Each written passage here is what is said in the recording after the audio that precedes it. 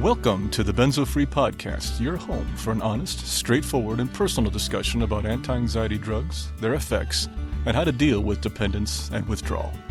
Whether you have taken benzodiazepines, Z drugs, or any other tranquilizers, know someone who has, or you just want help dealing with chronic anxiety and insomnia, this is your podcast. I'm your host, D.E. Foster, author of the book, Benzo Free, The World of Anti-Anxiety Drugs and the Reality of Withdrawal. I'm so glad you joined us today. Please stick around and let me bend your ear for a few minutes. You just might feel a little better on the other side.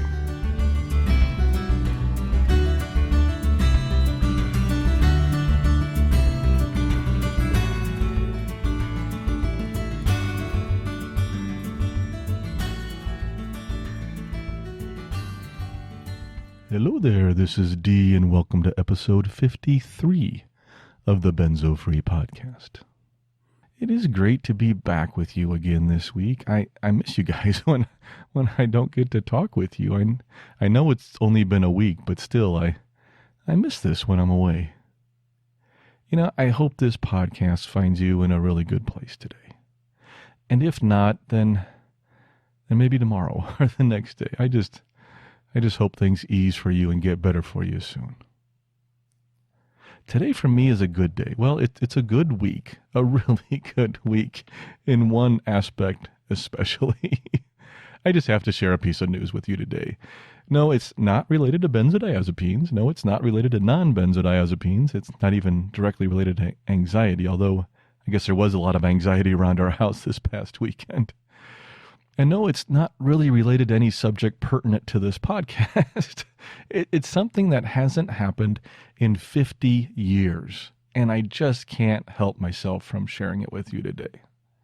For those of you in other countries, or from this country, but perhaps who are not fans, I just wanted to say that for the first time in 50 years, the Kansas City Chiefs are going to the Super Bowl.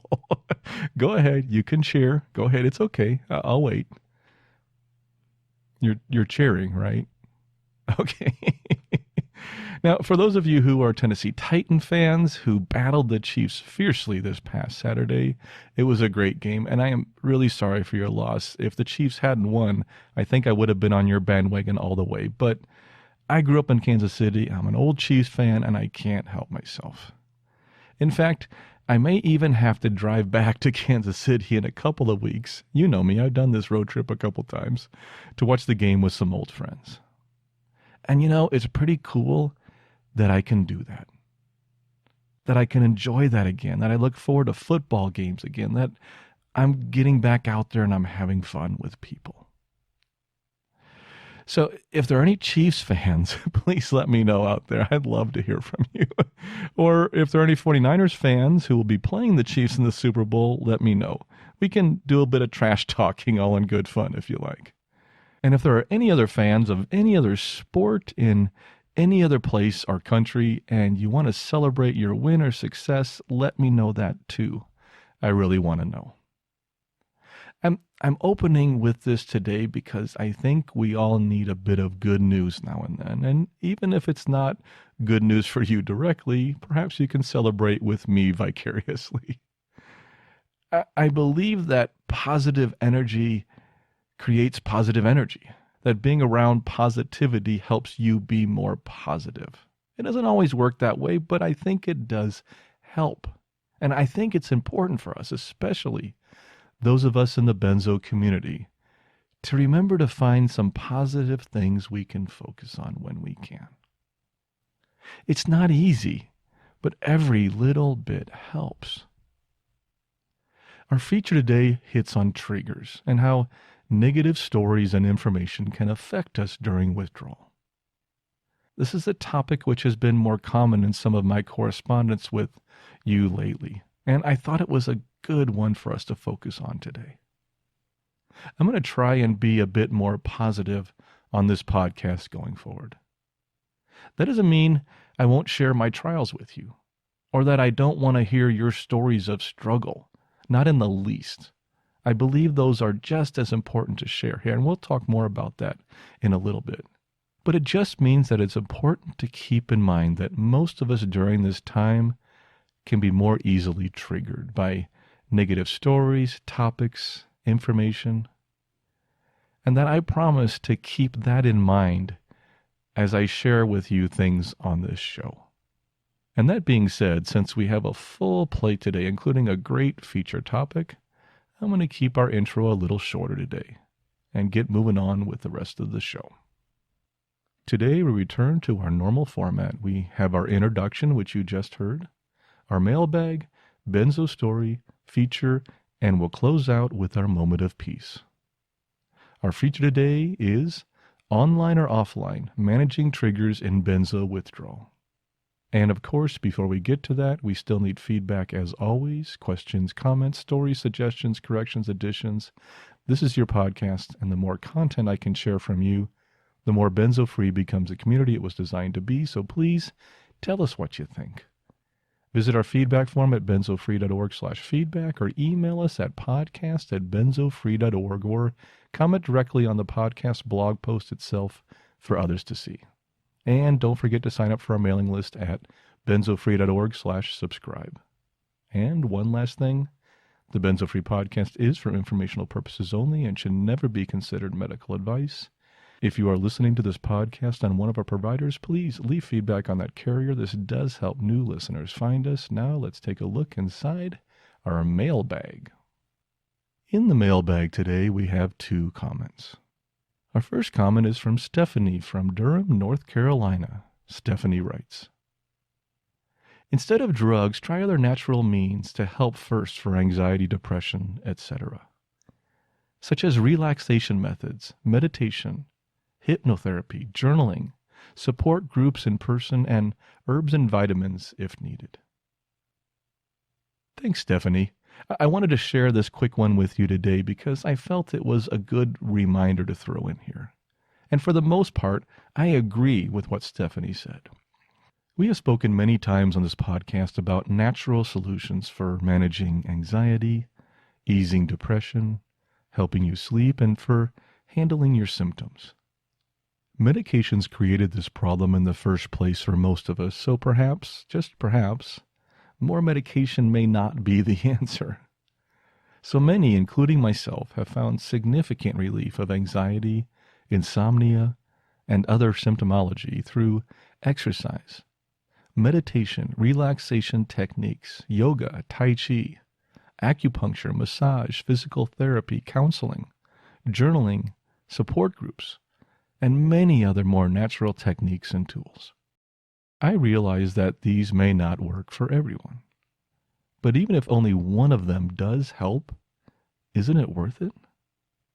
Stephanie also mentions herbs and vitamins in her comment. I didn't mention that in my list of tools only because more caution might be advised when using these substances during withdrawal. I am neither for nor against the use of vitamins, supplements, or other substances during withdrawal.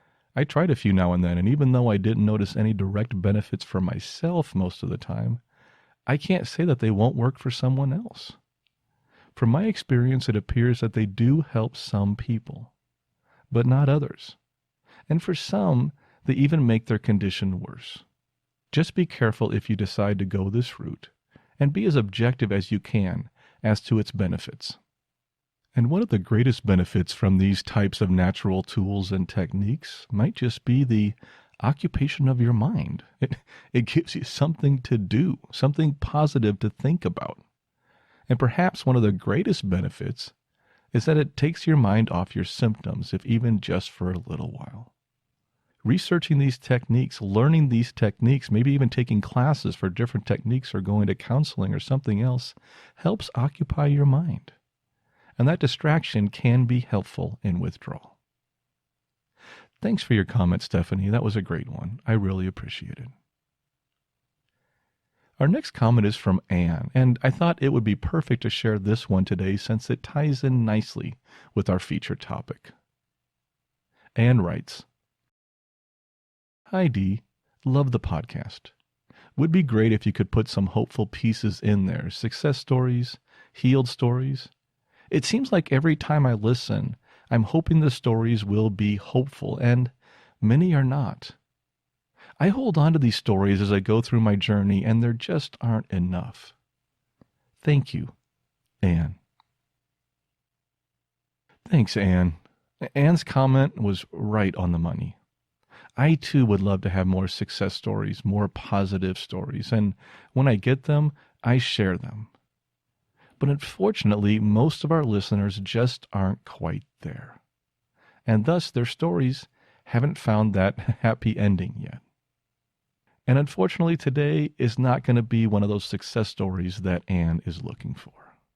Today's story is a story of struggle and suffering. A story of success? No, not quite yet. And I'm sure it might be a hard story to hear, but it is also a story that deserves to be told. And perhaps, just perhaps, someone out there might connect to it and feel just a bit less alone in the middle of their own struggles every day. Organizers in the Benzo community, like those who manage the discussion boards or work for one of the nonprofits or post videos on YouTube, write books, or host podcasts. We have a very delicate path to tread here. We would love nothing better than to provide positive energy and hope in everything we do, to all those who come to us for help. But it doesn't really work that way.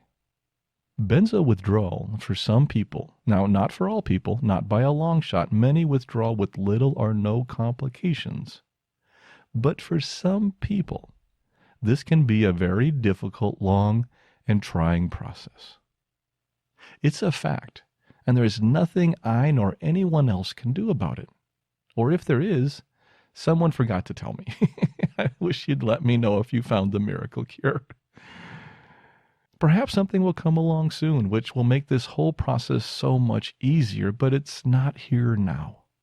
And like I said last week, it is what it is. Unfortunately, the topic we as Benzo community organizers choose to dedicate our time to, most of the time, is not a very pleasant one.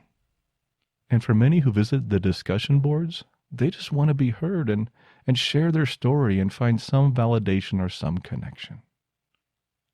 The truth is, I don't receive a lot of stories of success. I get some, but not the majority. The main reason, in my opinion, is that once our listeners start feeling better, start returning to a more normal life, they move on and no longer need the podcast. And I am so very, very happy for them. But that also means that our stories become a bit skewed. And it starts to feel like no one ever heals, which is far, far from the truth. You see, I share people's Benzo stories in this podcast for three primary reasons. One, so that others can relate. One of the strongest benefits from sharing stories on this podcast is the connection, sharing similar experiences. I can't tell you the number of times when someone has written to me about something I shared from my story or something someone else shared on the podcast, who connected with that story, who felt a bit less alone, a bit less crazy, who finally found validation for what they are going through. For this reason alone, I think that sharing your stories on this podcast is essential, regardless if they are stories of ongoing struggles or stories of ultimate success. The second reason is for a sense of validation. I believe anyone who has experienced any of the struggles of benzodependence and withdrawal deserves to have his or her story shared publicly if they wish to do so.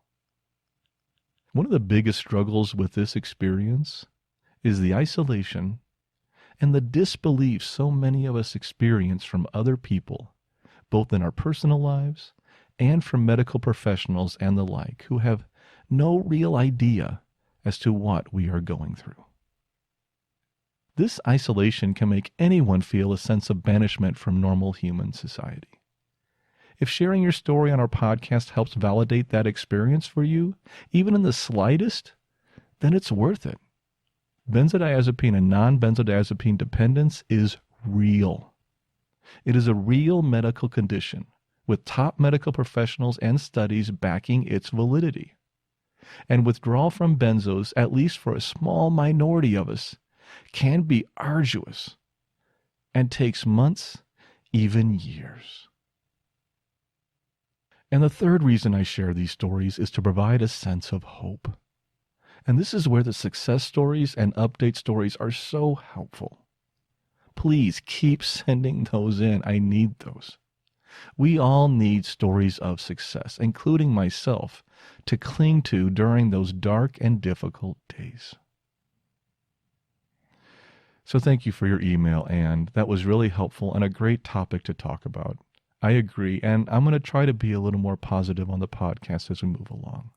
In fact, we'll be talking a lot more about that in our feature today. Now, let's move on to our Benzo story. Our story today is from a friend of ours in Montana who prefers to remain anonymous. Like many of our Benzo stories we share on this podcast, this one might be hard to hear, as I mentioned in our mailbag. So if this is a trigger for you, perhaps you might want to skip to the feature. Don't forget that we have a time index at the top of our show notes, which will tell you what time each section of the podcast starts. So please feel free to go there and find out what section you want to go listen to next and skip ahead to it. Our friend writes, I started taking Klonopin for sleep issues, which were created by anxiety when I started my first teaching job in 2011. It was during my second year of teaching that I started the Benzo, after abusing Ambien for about a year or so. The Klonopin worked immediately and helped me sleep and also helped me at work. I took Klonopin off and on for about 5 years, from 2011 to about the end of 2015. I quit cold turkey every summer and often would not take doses over the weekends during the school year. I would often binge drink on the weekends, though, but I only took the Klonopin on school nights. After reading about the possibility of dementia, I quit for what I thought would be the final time at the end of 2015. I didn't take any medications for 2 full years, but I continued to drink during that time period. During the 2016-17 school year, I even told myself I would never need to take prescription pills again. During that same period, our daughter was born. I thought I did pretty well with it, and even stayed home with her for a month of paternity leave on my own. Then the 2017-18 school year started, and I started feeling depressed about my job. And then the same old anxiety I had felt early in my career returned. I was having a hard time public speaking again. I started getting paranoid thoughts about students, so I figured I'd better go back on the Klonopin. I went back on it in early January 2018 until March 21st. During that time period, I started getting more depressed, my sleep got increasingly worse, and I started to notice weird things going on with my heart. It wasn't until the one weekend where I didn't take a dose that I knew I was in trouble. I was at home by myself, and it started feeling as though I was going insane. I could not comfortably sit on the couch with my lunch and watch a television show. I ended up pacing around my neighborhood in the snow until I felt a little better. I ended up quitting the medication cold turkey, and it took about 3 days. And the exact same thing happened where it felt like I was going insane, and I had to pace around the room without losing it. I did this in front of my wife and daughter. About a week after quitting, I joined Benzo Buddies and realized what was happening to me. I was in withdrawal. I didn't take quitting cold turkey seriously even then because I had done it so many times in the past without any issues. I figured I would be better in a few months. I was wrong. The first month off, I didn't sleep at all, maybe a half hour a night. Then my sleep came back about a month and a half later, and I started feeling a little better. Not knowing I shouldn't drink, I had one drink on 2 separate occasions, and the hell really began around June 2018 when my school year ended. I went into a horrible state of depersonalization and derealization. The depression I felt became a constant fear of ending my life, and I would have panic attacks in the middle of the night, worried that I would. I almost put myself in a psych ward multiple times. My sleep was up and down, but by 5 months off, I was back to only sleeping like 2 hours a night. I basically needed to be out walking constantly. Despite feeling these feelings, I went back to teaching at about 6 months off and taught the entire year in a completely detached state. I mostly felt like I had to work because I was afraid to be home alone. At about 9 months off, I started having violent, intrusive thoughts that went along with my depression. By about 12 months off, the depression turned into anger. I had the anger for absolutely no reason to. Just a general sense of being angry all the time, and sometimes at specific people. I am still dealing with the anger and anxiety about the anger at nearly 20 months off benzos and 18 months off alcohol. I have no idea if it's ever going to get better or not fully, but it makes being at home tremendously hard. It's weird to think that I actually do better at work than at home with my family. I'm constantly second-guessing it's all benzo withdrawal for that reason. Other symptoms I'm still dealing with are numb spots all over my body, mostly in my face, a feeling of pressure around my eyes, and burning nerves, mostly in my left calf. My vision has also been very bad for a long time, but it seems to be returning, and some of the DRDP is getting better. I still struggle with restful sleep, but it has certainly improved from where I was a year ago. I was sleeping about 2 hours a night at 8 months off, and at 20 months off, I'm getting back to about 5 to 6 hours. One of the hardest things I'm dealing with is intolerance to real-world stress. I often feel like crying at work when I have too many tasks to do or too many people to interact with. Sometimes I just want to cry for no reason. Then when I get home, my body often goes into a state of freeze when I'm around my family because of the anger and intrusive thoughts. I'm struggling with this the most.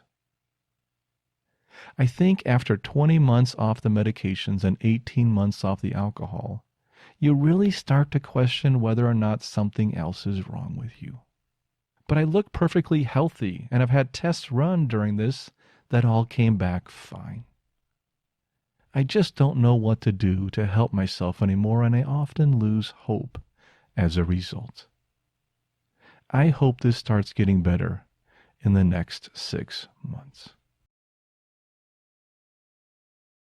I first want to thank our friend from Montana for sharing his story. I am so glad that some of his symptoms are getting better, but I still understand how hopeless it may seem, especially after almost 2 years.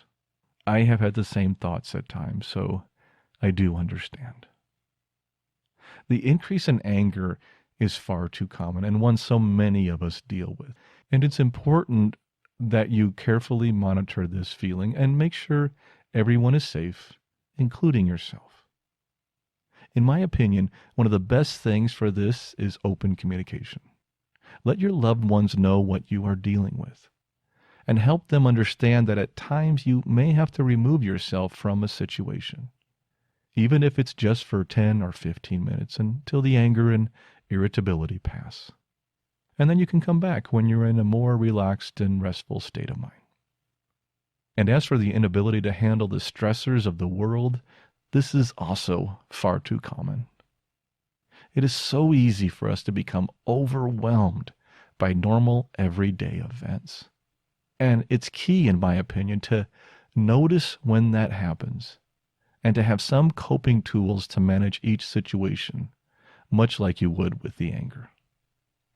I'm so sorry that this is an ongoing struggle for you, and I hope it continues to improve every day. Please keep in touch and take care of yourself. And don't forget, I'd still love to hear your Benzo story, whether it's a success story, update story, or a story of struggling and even hopelessness.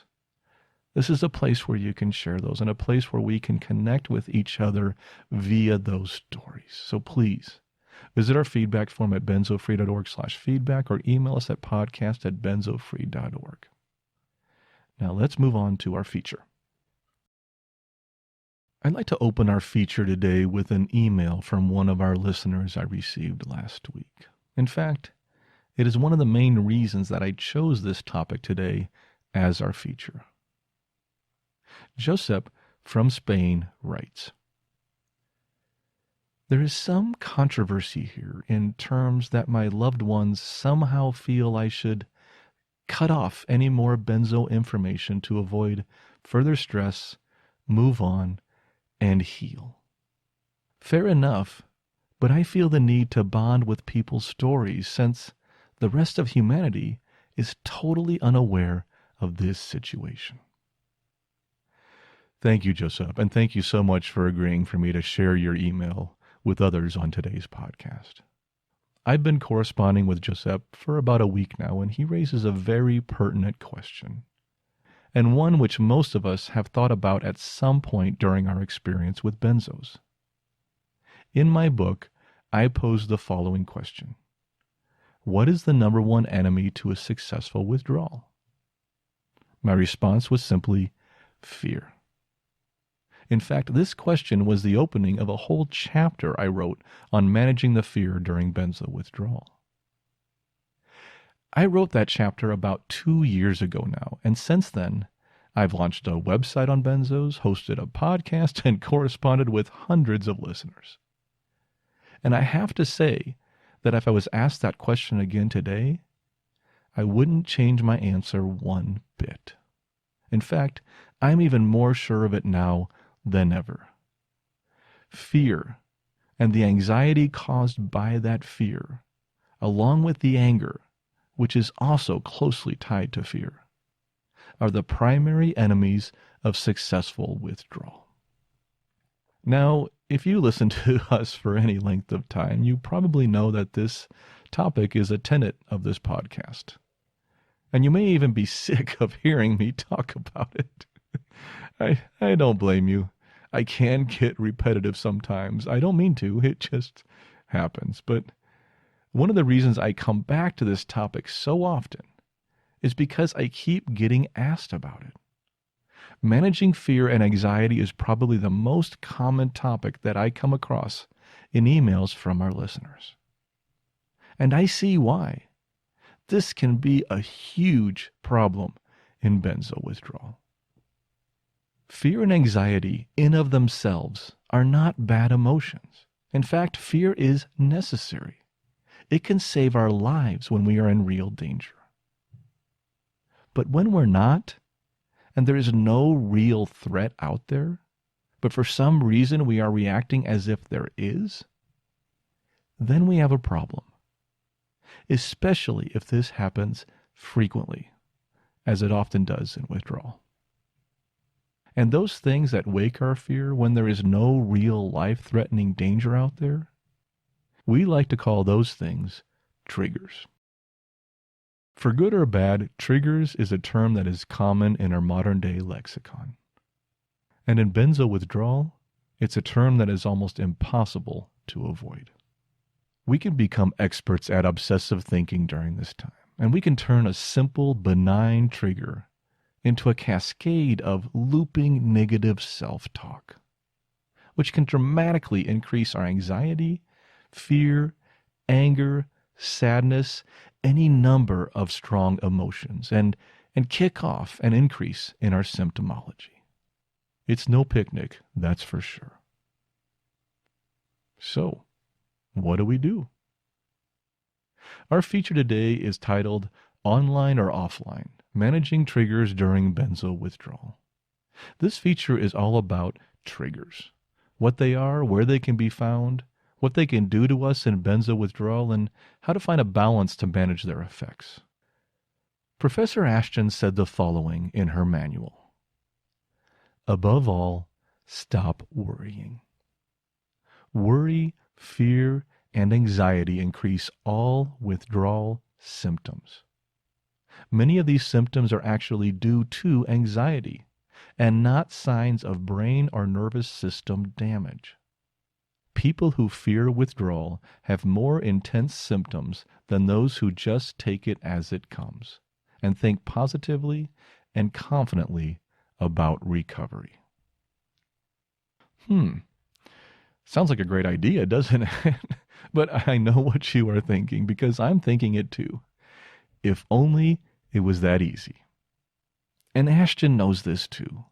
Still, her message is valid. She said, people who fear withdrawal have more intense symptoms. Think about that. It's right there in black and white from the expert herself. This isn't just me talking here. Stress, anxiety, worry, these are the real enemies in benzo withdrawal. They make everything else worse. And finding a way to manage those, which may include avoiding possible triggers, might be helpful to get you through this difficult journey. Now, before we get any further, I do want to remind everyone that I am not a medical professional, nor a professional counselor of any kind, and to please keep in mind that this is all for informational purposes only.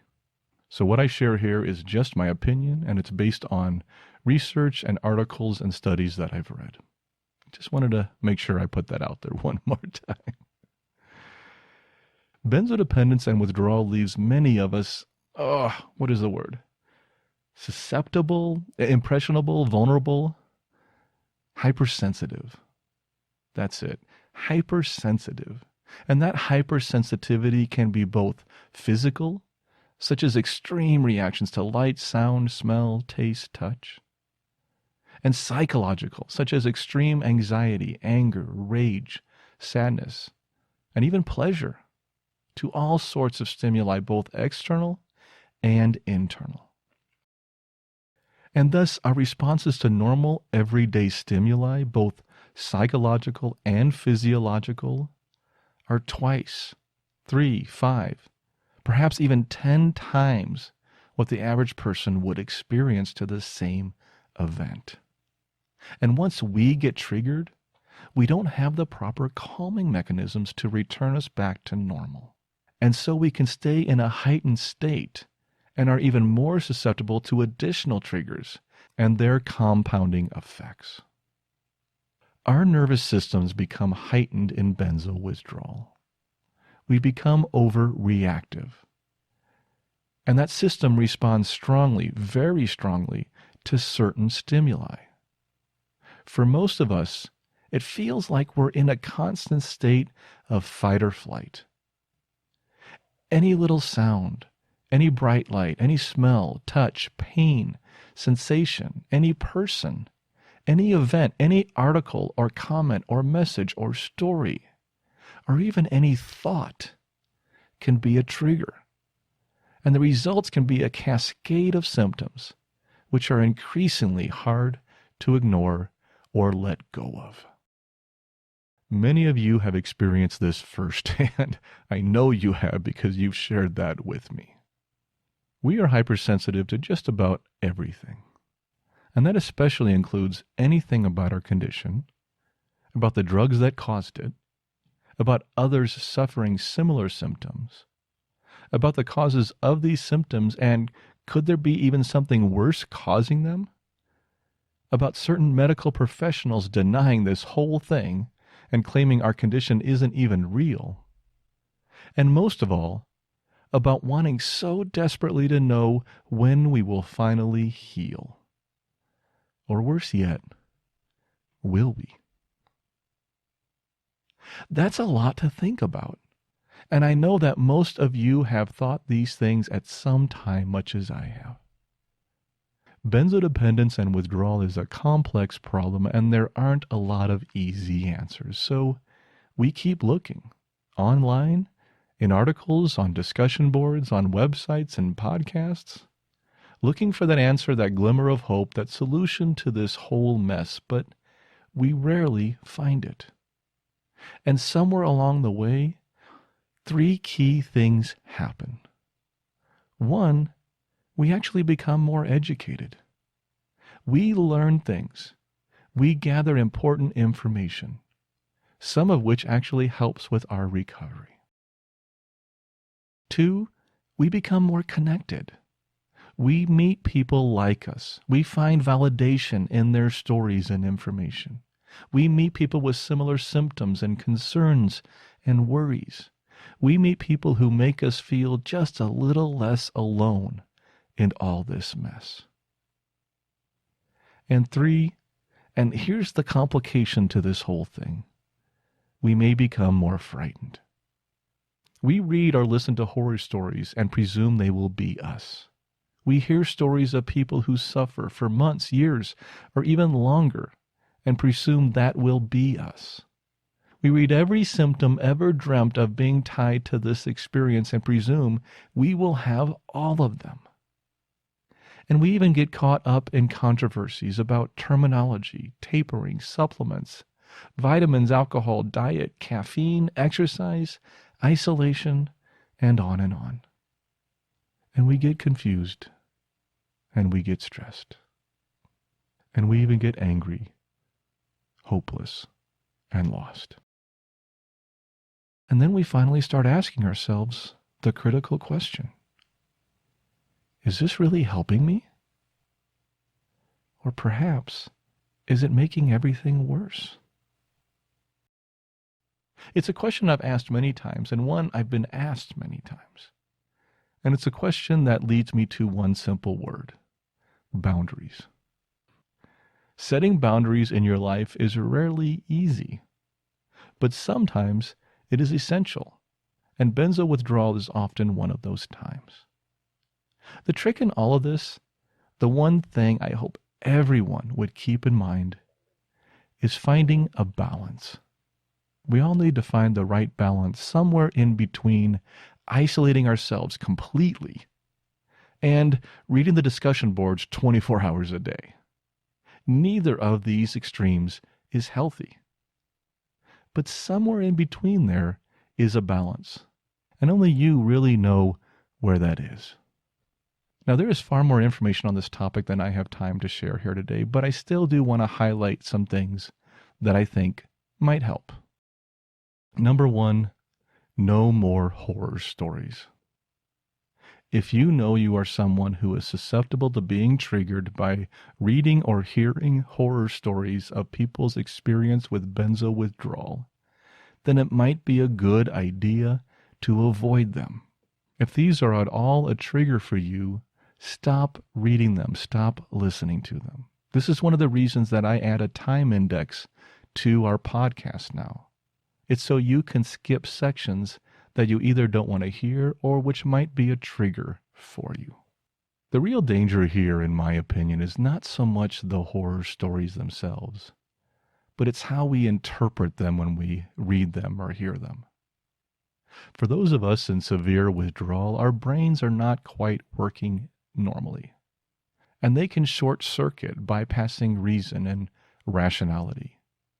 Most of us in benzo withdrawal read a horror story and think the same thing: this will be me.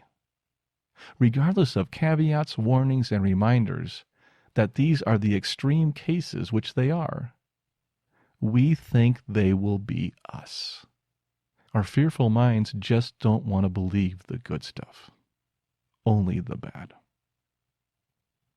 One thing I try to remind people every chance I get is that my story, along with most of the horror stories online, are extreme. They are the minority, and that most people will not have this difficult of an experience. If you are just starting out on your taper, the odds are that your experience will be much better than mine, or many of the ones you read online. The estimates overall say that only about 45% of long-term benzo users will have a difficult time in withdrawal. These numbers here vary some depending on source, but that's the ballpark number. They also estimate that only 10 to 15% of long-term benzo users will experience protracted withdrawal, defined as still having symptoms 18 months after your last dose. I am one of those 10 to 15%. I am the minority. I am an extreme case. So please, remember that when you listen to my story, and think to yourself, that will be me? Don't, because it won't. Most of the people who post on the discussion boards and who share their stories on this podcast are in the minority. Those in the majority, those who had little or no difficulty in withdrawal, they're gone. They aren't hanging around depressing discussion boards. Why would they? They've moved on with their life, and I'm happy. Oh, so happy that they did. We lack success stories, happy withdrawal stories, because most of those people don't hang around to tell them, not because they don't happen. Let's move on to number 2. Stop selective listening. I am happy. I really am. Even though I still have symptoms, I am happy. Even happier than I was before taking benzos. Life is good now, and I like it. And yet, even when I say that, I know what many of you are thinking. Yeah, he says that, but he still has symptoms. Or, yeah, he says that, but he's just trying to keep positive. Or, yeah, he says that, but he's not back to normal. I know these things because I thought these things too when I was in the middle of withdrawal. I'm not saying I'm happy just to be positive. I truly am happy now. And I hope you will listen to what I am saying. I know for some of you, your fearful brain is having a hard time processing that.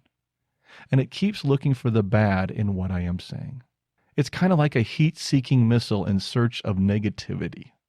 And it will always find, eventually, what it is looking for.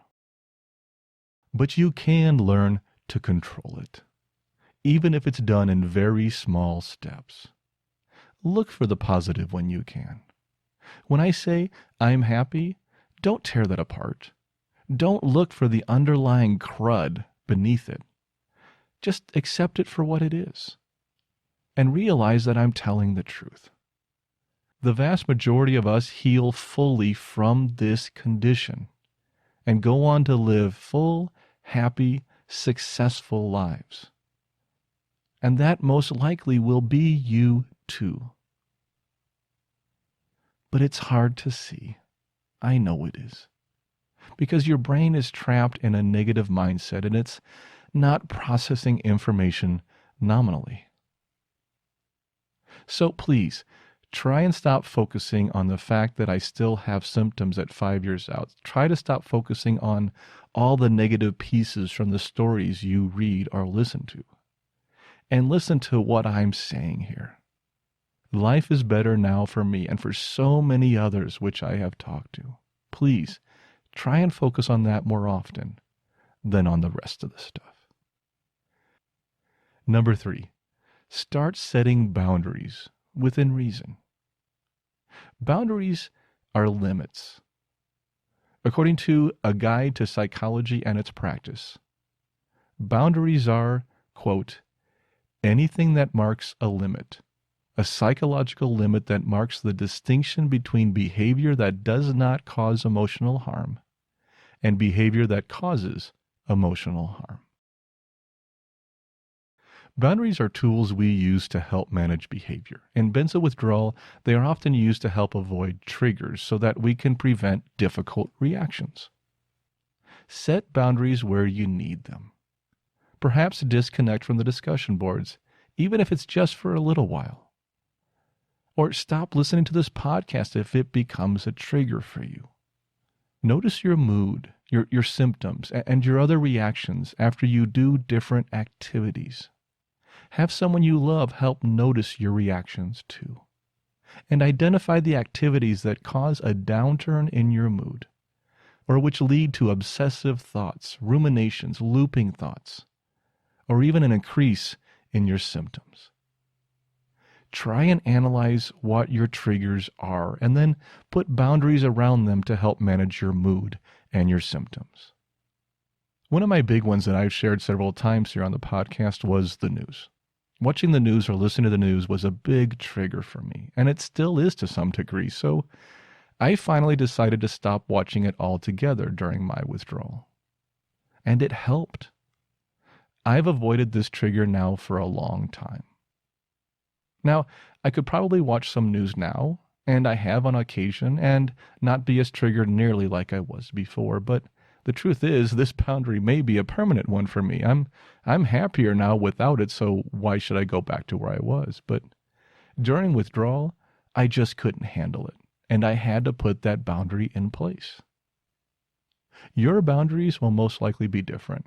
Only you can identify where you get triggered and where you need to adjust your lifestyle, at least for a little while. But keep one thing in mind during all this. Unlike the news for me, at some point you're going to want to return to the land of living and probably remove that boundary.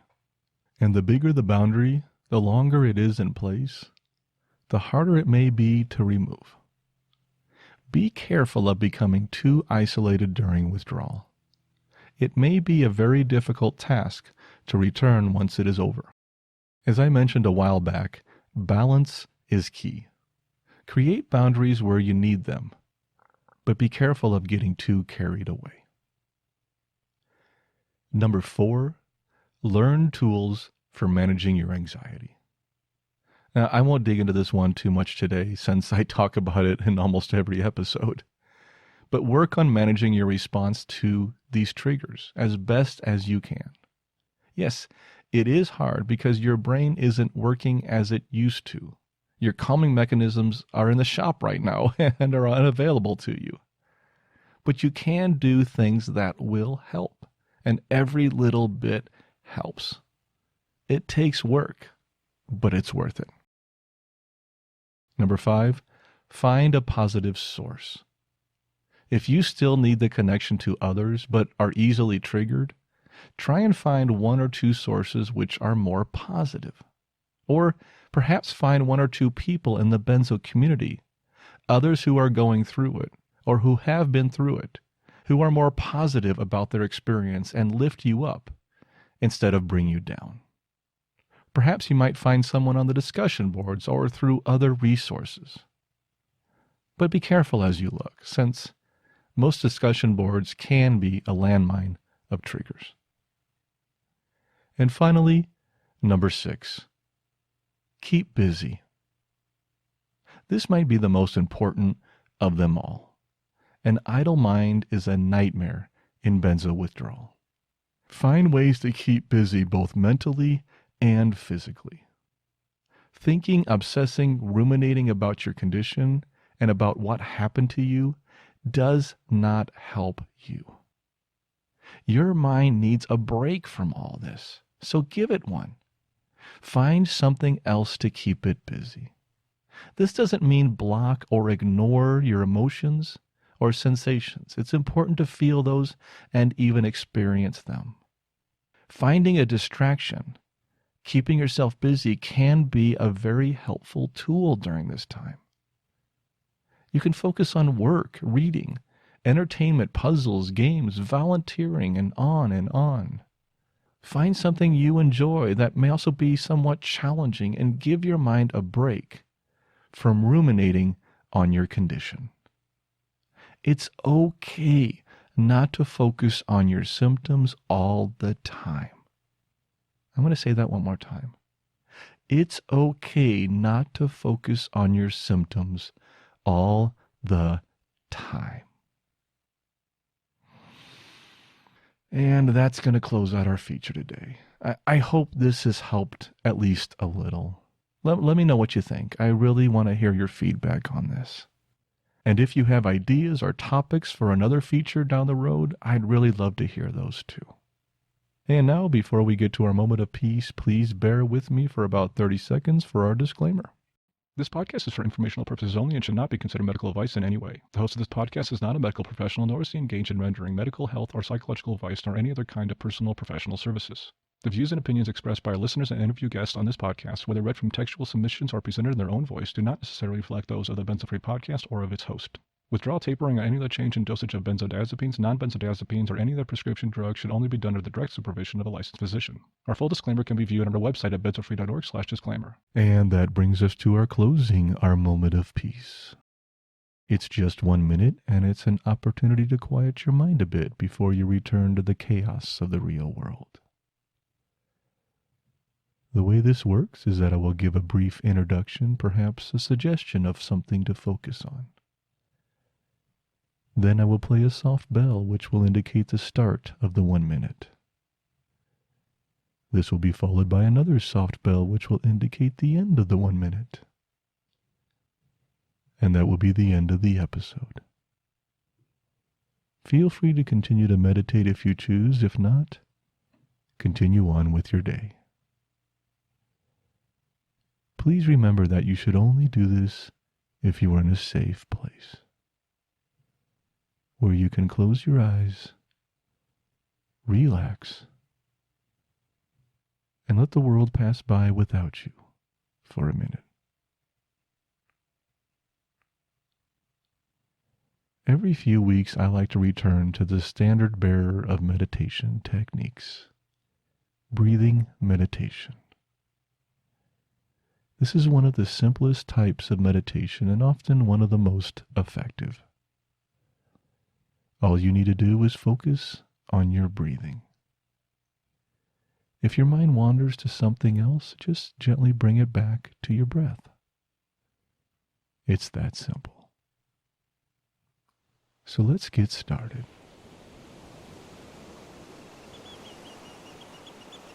Close your eyes and relax. Take a deep breath in.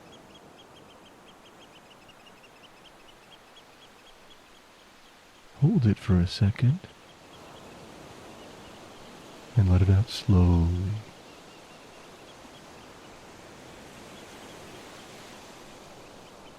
Let's do that again. Take a deep breath in.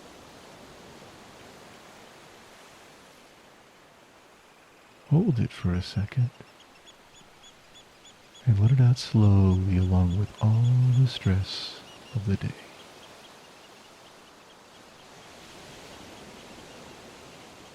One more time.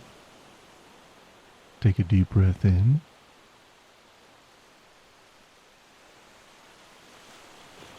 Hold it for a second. And let the breath out slowly, relaxing our entire body.